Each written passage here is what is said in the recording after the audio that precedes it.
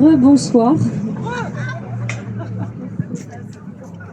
Alors, ce deuxième titre, ce texte s'appelle L'autre. C'est un texte qui me tient très fort à cœur. Voilà. L'autre, c'est le nom que je te donne, puisque t'appeler par ton prénom résonnerait comme je te pardonne, parce que malgré ce que tu montres, tu ne peux pas prétendre être un homme. Un homme, ça respecte les noms. Un homme s'arrête quand tu l'ordonnes.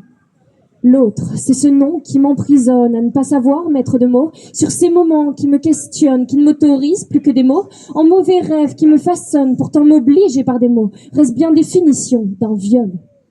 Faute d'avoir cru que la violence n'existait que par les coups et non parfois par l'insistance de ces lèvres son corps qui me touche ou de ces paroles menaçantes de peur qu'il lève la corde au cou si j'opte une seule fois résistance.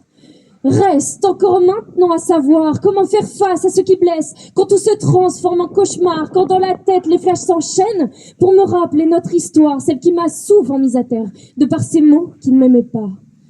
J'ai contenu en moi toute ma colère, comptant les mois pour les faire taire, ces putains de voix dans ma mémoire, au moindre geste qui se réveille, je ferme les yeux, comme j'ai dû faire, faut faire au mieux après l'enfer. Ils nous disaient amoureux, mais mon amour est pour le satisfaire, mais de quel droit, à quel instant, monsieur, qu'on soit sans consentement, qu'on s'en tient que dans son sens, et que si je ne veux pas, je mens, manquerait plus qu'à taire mes silences, mais c'est mon corps, mon choix pourtant, presque encore un an ou deux, et c'était les bleus, par accident.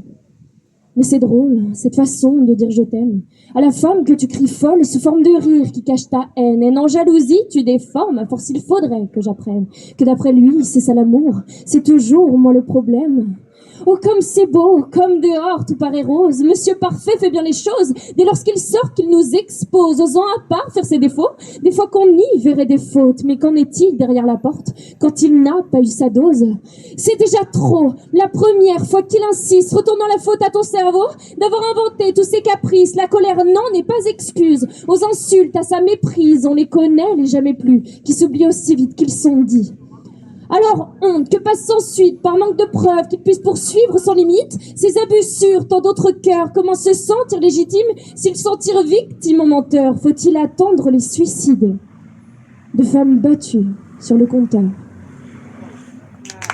Merci.